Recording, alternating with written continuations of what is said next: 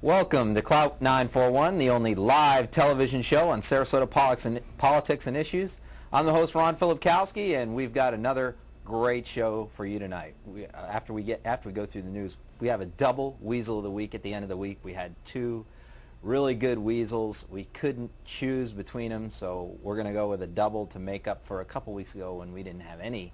So it should be a lot of fun tonight. Our guest tonight is Dr. Julio Gonzalez from Venice. He is going to talk about his new book that he has written about healthcare reform in America, and we're going to talk about the healthcare system, not just in the United States, but here in Sarasota County. So it should be very interesting. First, the news. The Herald Tribune, as many of you know who read it, has some pretty bad reporting quite often. Now, there are some good reporters. We like Jeremy Wallace, who does a good job covering the political beat. I like Tom Lyons a lot. I think Tom Lyons is exactly does a great job with what he's out there supposed to be doing. I think he really writes some good pieces. But sometimes they have some ridiculous reporting. There was an inane story this week by a reporter, I guess, named Tony Witt, who I never heard of. He might be new.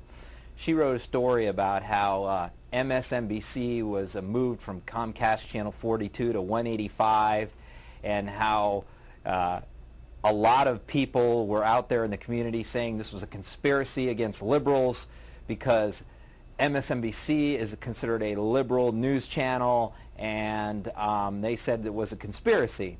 Now, first of all, nowhere in the story did it mention MSNBC is the lowest rated cable news show on television. So when they talk about many people complain, what did she do? She quoted one person in the story to verify that there's a buzz out there saying that this is a conspiracy against liberals. It was a 15-year-old girl she quoted as a Comcast subscriber who was from Charlotte County, and she said, you know, of all stations, they chose a liberal station to move, and then this 15-year-old took a shot at Fox News, and why don't they move Fox News, etc. Well, the problem with that, to educate this 15-year-old girl that they chose to quote, is that Fox News happens to be the highest rated cable show on television. They're certainly not going to move the highest rated cable news show to channel 158. You know, and the news story never mentioned ratings and quotes one 15-year-old girl. Kind of a non-story story. But that, you know, that's the Herald Tribune for you from time to time. Now, the battle rages on over the unconditional surrender statute down by the Gulf. Or the Bay. I am very undecided, not really sure how I feel about the statute. I understand the arguments on both sides. But, you know, then I read this quote from Virginia Hoffman, who's the chair of the Public Art Committee, something called the Public Art Committee for the city of Sarasota. And she said in the paper that it was worse than kitsch art. And I thought, what the heck is that? So I Wikipedia'd it and looked it up, and it says, kitsch refers to art that is aesthetically sufficient, making it a creative gesture that merely imitates superficial appearances of art. Excessive sentimentality is often associated with the term.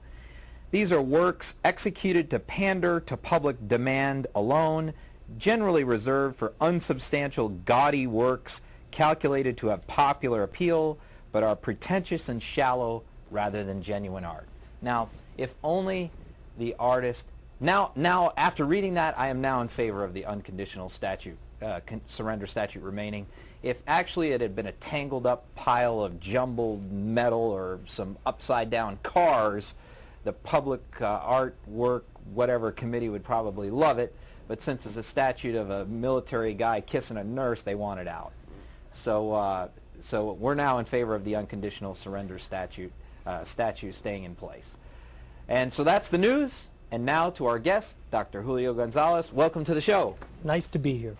Thank you very much for having me. You don't necessarily endorse or support any of the comments made by the host on this show, by the way, just letting you know. I'll be happy to endorse them. Okay. Well, tell us about yourself. Well, I'm an orthopedic surgeon. I'm in practice in Venice, Florida. I am a native Floridian, one of the rare breeds. Born and raised in Miami, Florida, and spent 1 year away from Florida and Virginia while I was in service with the military and couldn't wait to come back. And so spent a little while in Orlando before making the move to Venice, and my family and I couldn't be happier. Tell us about your medical practice in Venice. It's a one-man practice. I'm there solo, except I share the building with my better half, Dr. Gina Arabit, who happens to be my wife. And Okay. tonight is our anniversary, so happy anniversary to my You wife. didn't tell me that when I invited you on. You know, I didn't know what you would do with that, so so I'd figure I wouldn't let you know beforehand. But anyway, Women all over Sarasota hating me right now. So, thanks. no, actually, she's very enthusiastic about what I'm doing about speaking out for medicine and for patients, and she nearly pushed me out here herself. Well, good, good. And now you've written a book. Yes, sir. Here's a copy of the book, which I read about a few months ago, which is why I wanted you on the show. I'll hold the book up here. See here, Healthcare Reform: The Truth. What motivated you to sit down and write a book? The Bacchus Plan is what motivated me to write the book. Senator Max Bacchus, who's the ranking chairman of the Finance Committee, put out a report called a Call to Action, Healthcare Reform 2009. And he put it, interestingly enough, he published it on my wife's birthday, November the 12th.